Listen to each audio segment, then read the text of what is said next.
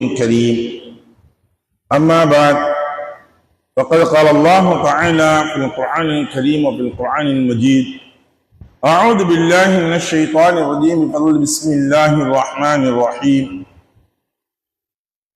بئس ما اشتروا به أنفسهم أن يكفروا بما أنزل الله بغيا أن ينزل الله من فضله على من يشاء من عباده فباءوا بغضب على غضب وللكافرين عذاب مهين.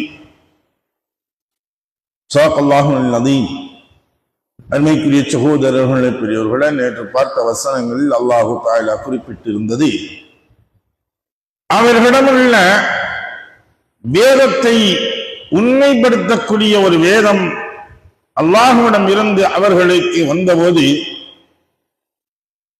நிராகரித்தவர்களுக்கும் எதிராக இந்த வேதத்தின் புரட்டால் அல்லாஹ்விடம் வெற்றியை தேடுபவர்களாக இதற்கு முன்னர் இருந்தார்கள்.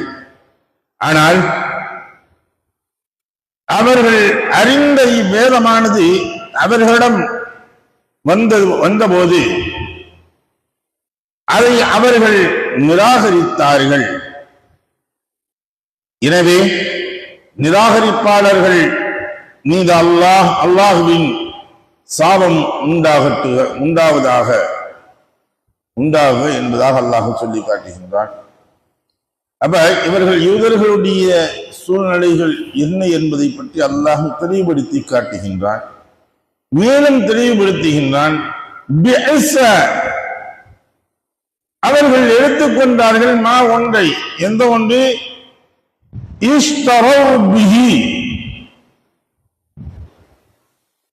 அன்ஃபுஸஹும், அவர்கள் தங்களுக்கு தாங்களே ஒரு வியாபாரத்தை செய்து கொண்டார்கள். ஐயக்ஃபுரு பிமா அன்ஸலல்லாஹ், அவர்கள் நிராகரிக்கும் செய்தார்கள். பிமா ஒன்றின் மீது, எந்த ஒன்ற, அன்ஸலல்லாஹ், அல்லாஹ் எதை இறக்கி வைத்தானோ அந்த ஒன்றை அவர்கள் நிராகரித்து அவர்கள் விட்டு கொண்டார்கள். அதாவது தங்களை தாங்களே அவங்க ஏமாத்திக்கிட்டாங்கிறத அல்லாஹ் சொன்னான். அவங்க எதை எதிர்பார்த்து இருந்தார்களோ, எந்த வேதங்கள் வர வேண்டும், யார் வர வேண்டும், தங்களுக்கு உதவியாக வர வேண்டும் என்பதாக எதிர்பார்த்தார்களோ அது வந்த பொழுது அவர்கள் என்ன செஞ்சிட்டாங்க, அல்லாஹ்வுடைய புறத்தில் வந்த பொழுது அவர்கள் அதை நிராகரிக்கக்கூடியவர்களாக ஆகி அவர்களுக்கு தங்களுக்கு தாங்களே அவர்கள் விட்டுக் கொண்டார்கள். மேலும் அல்லாஹ் தஆலா சொல்கின்றான், பக்யன், பொறாமைப்பட்டனர். எந்த ஒன்றை பொறாமைப்பட்டாங்க, ஐயுனஸ்ஸலல்லாஹு, அல்லாஹ் தஆலா இறக்கி வைத்தான, பிஃபضலிஹி, அவனுடைய கருணையினால் அருளினால் அவன் இறக்கி வைத்தானே. ரசூலுல்லாஹி ஸல்லல்லாஹு அலைஹி வஸல்லம் அவர்களுக்கு இறக்கி வைக்கப்பட்ட வேதத்தை அல்லாஹ் இங்கு குறிப்பிடுகின்றான். அதை இறக்கி வைத்தானே, அதன் மீது அவர்கள் போராடி கொண்டனர். அதா மன் யஷாஉ மின் இபாதிஹி, தன் அடியார் மீது, தான் நாடியவர்களுக்கு தன் அடியார் மீது அல்லாஹ் தஆலா அதை இறக்கி வைத்திருக்கின்றார். ரசூலுல்லாஹி ஸல்லல்லாஹு அலைஹி வஸல்லம் இபாதிஹி என்று இந்த இடத்தில் குறிப்பிடக்கூடியது ரசூலுல்லாஹி ஸல்லல்லாஹு அலைஹி வஸல்லம் அவர்களுக்கு இறக்கி வைக்கப்பட்ட குர்ஆன் ஷரீஃபை அல்லாஹ் இங்கு குறிப்பிடுகின்றார். இவங்க தங்களுடைய கூட்டத்திற்குள் தான் வர வேண்டும், ஒரு நபி வர வேண்டும் என்பதாக இவர்கள் எதிர்பார்த்தார்கள். எந்த நபியை முன்னுள்ள வேதங்கள் குறிப்பிட்டிருந்ததோ முதல்ல அவங்க என்ன செஞ்சாங்க அப்படின்னா, அதுக்கு அல்லாஹ் தஆலா சொல்லி காட்டுறான் பின்னாடி, அவர்கள்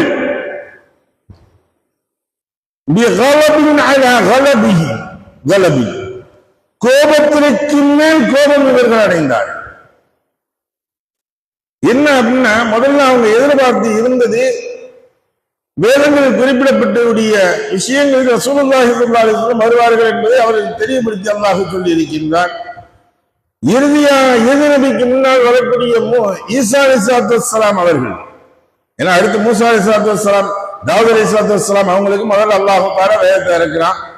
அதுக்கு பிறகு மூசா அலைஹிஸ்ஸலாத்து வஸ்ஸலாம் இரண்டாவது வேதம், மூன்றாவது ஈசா அலைஹிஸ்ஸலாத்து வஸ்ஸலாம், தௌராத், இன்ஜீல், ஜபூர். அதுக்கு அடுத்து நான்காவதான வேதம் குர்ஆன் ஷரீஃப். 4 வேதங்களை அல்லாஹ் இறக்கி வைத்திருக்கின்றானே. இப்ப இதற்கு இடைப்பட்ட நபிமார்கள் வந்தார்கள். வந்தவர்கள் எல்லாம் மூசா அலைஹிஸ்ஸலாத்து வஸ்ஸலாம் அவர்கள் கொண்டு வந்த வேதத்தை பின்பற்றி நடக்கக்கூடியவர்கள். சாலிஹ் அலைஹிஸ்ஸலாத்து வஸ்ஸலாம் வந்தாங்க. இது போல பல நபிமார்கள் வந்திருக்காங்க. அவங்க எல்லாமே என்னன்னா மூசா அலைஹிஸ்ஸலாத்து வஸ்ஸலாம் அவர்களுக்கு இறக்கப்பட்ட அந்த வேதத்தை அவர்கள் பின்பற்றி வரக்கூடியவர்களாக இருந்தாங்க. அடுத்து யாரு வர்றாங்க வேதம் கொடுக்கப்பட்ட நபியாக அப்படின்னா ஈசா அலைஹிஸ்ஸலாத்து வஸ்ஸலாம் அவங்க வர்றாங்க. அப்ப ஈசா அலைஹிஸ்ஸலாத்து வஸ்ஸலாம் அவங்க வந்த பொழுது இவங்க அப்ப என்னன்னாங்க, நம்ம யூத சமுதாயத்திலிருந்து ஈசா அலைஹிஸ்ஸலாத்து வஸ்ஸலாம் வந்திருக்கணும். அங்கேயும் வரல. என்ன ஜக்கரியா அலைஹிஸ்ஸலாத்து வஸ்ஸலாம் அந்த அவர்களுடைய சந்ததிகள் என்பது வேறாக மாறுகின்றது. மரியம் அலைஹிஸ்ஸலாத்து வஸ்ஸலாம் அவங்க வர்றாங்க. அவர்களுடைய குழந்தையாக ஈசா அலைஹிஸ்ஸலாத்து வஸ்ஸலாம் வர்றாங்க. இப்படி வரும் பொழுது அதனுடைய சரித்திரங்கள் வேறு. இப்ப என்ன நினைக்கிறாங்க, இதுவும் நம்மள்கிட்ட வரல, இந்த நபியாக ஈசா அலைஹிஸ்ஸலாத்து வஸ்ஸலாம் அவர்கள் நம்மளுடைய சந்ததியில் வரல அப்படிங்கிற ஒரு கோபம் அவர்களுக்கு இருந்தது. ஏன்னா இது இப்னு கஸீர்ல இதெல்லாம் குறிப்பிடுறாங்க. இப்ப இந்த கோபத்தின் காரணமாக அவங்க கோபம் கொண்டிருந்தாங்க. அடுத்து கடைசியாக இறுதி தூதர் முஹம்மது முஸ்தபா ஸல்லல்லாஹு அலைஹி வஸல்லம் அவர்களும் நம்ம யூத சமுதாயத்தில் இஸ்ரவேலர்களுடைய கூட்டத்தில் இருந்து பறக்கணும் அப்படின்னு நினைச்சாங்க. அதுவும் நடக்கிறார். ஹாஷிம் குலத்தை சார்ந்தவர்கள்ல, குறைஷி குலத்தை சார்ந்தவர்கள்ல, ஹாஷிம் கிளையை சார்ந்தவர்கள் இருந்து ரசூலுல்லாஹி ஸல்லல்லாஹு அலைஹி வஸல்லம் அவர்கள் பிறந்து வருகின்றார்கள். அப்ப இவங்க என்ன செஞ்சாங்க, மேலும் கோபத்திற்கு மேல் கோபம் கொண்டார்கள். இந்த கோபத்திற்கு மீது கோபம் கொண்டதன் காரணமாக இவர்கள் இதனுடைய ஒரு போராமை ஏற்பட்டது. இவர்களுக்கு காழ்ப்புணர்ச்சிகள் ஏற்பட்டது. நமக்கு இப்படிலாம் ஏற்படலையே, நமக்கு வரவில்லையே எனக்குரிய இதனுடைய உச்சபட்சமாகத்தான் இவர்கள் என்ன செய்யறாங்க, தங்களுக்கு தாங்களே அவர்கள் விட்டுக் கொள்கின்றார்கள். தங்களுக்கு தாங்களே அவர்கள் மோசம் செஞ்சுக்கிட்டாங்க. அல்லாஹ் சொல்லக்கூடியது அதுதான். அவர்கள் அதனால் அந்த கோபத்தினுடைய உச்சத்துல எந்த அளவுக்கு வந்திருக்காங்க தெரியுமா, ரசூலுல்லாஹி ஸல்லல்லாஹு அலைஹி வஸல்லம் அழிக்க வேண்டும் என்பதற்கு கூட அவங்க கங்கணம் கட்டினாங்க. ரசூலுல்லாஹி ஸல்லல்லாஹு அலைஹி வஸல்லம் அப்பயே முடிச்சிடணும் அப்படின்னு அவங்க நினைச்சாங்க. அல்லாஹ் தான் சொல்றான், நான் நாடியவர்களுக்கு நான் யாருக்கு நாடினோம், யாருக்கு கொடுக்கணும்னு நினைக்கிறேன்னு அவங்களுக்கு தான் கொடுப்பேன். நீ நினைச்சுன்னா நான் ஒன்றும் நடக்காது. நீ நினைக்கிறது நடத்துறது அல்ல, என்னுடைய விருப்பத்தில் நான் நடத்துகின்றேன் என்பதைத்தான் அல்லாஹு தஆலா தெளிவுபடுத்தி காட்டுகின்றான். அப்ப சொல்லிட்டு அல்லாஹ் சொன்னா, வலில் காஃபிரீன நிராகரிக்கக்கூடியவர்களுக்கு அதாபும் முஹீன், இழிவான வேதனை, மிகவும் கேவலமான இழிவான வேதனை அவர்களுக்கு இருக்கின்றது என்பதாக அல்லாஹ் சொல்லி காட்டுகின்றான். இந்த இழிவான வேதனையை பற்றி ரசூலுல்லாஹி சொல்லும் பொழுது சொல்லி காட்டுறாங்க. அவங்க எப்படி இருப்பாங்கன்னா, நாளைக்கு மறுமையில் அல்லாஹு தஆலா எறும்பை விட மிகவும் சிறிய உருவமாக அவர்களை கொண்டு வந்து விடுவார்.